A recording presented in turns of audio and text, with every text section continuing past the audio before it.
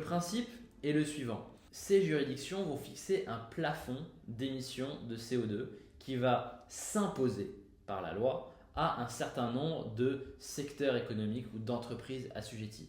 Par exemple, en Europe, la Commission européenne va dire que le plafond de cette année, c'est 1,3 milliard de tonnes de CO2 et que collectivement, les secteurs assujettis ne peuvent pas dépasser ce plafond. Année après année, le plafond va diminuer. C'est-à-dire que s'il est de 1,3 milliard cette année, il sera de 1,2 milliard l'année prochaine, puis 1,1, puis 1 et ainsi de suite, jusqu'à ce qu'on arrive à zéro. Donc on contraint la quantité totale d'émissions possibles d'un certain nombre de secteurs assujettis, c'est-à-dire obligés par la réglementation à respecter le plafond.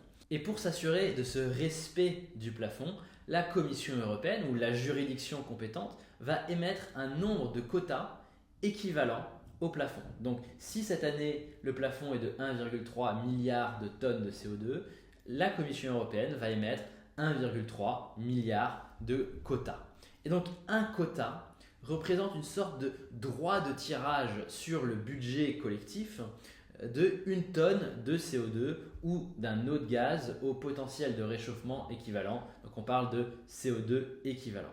Mais il faut bien garder ça en tête. Un quota, c'est le droit de consommer 1 tonne de CO2 sur le budget commun.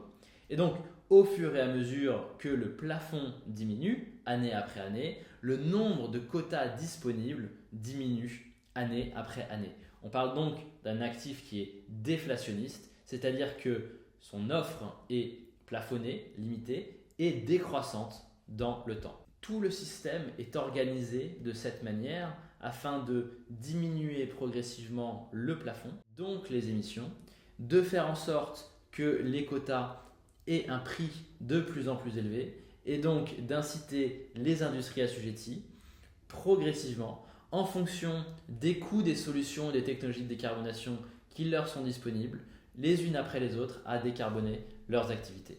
Pour ces industries, elles vont chacune avoir des solutions de décarbonation qui ont différents prix.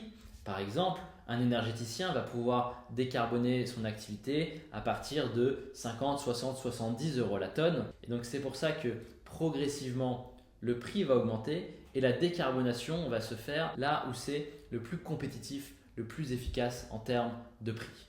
Progressivement, le prix augmentant, l'ensemble des secteurs vont se décarboner les uns après les autres.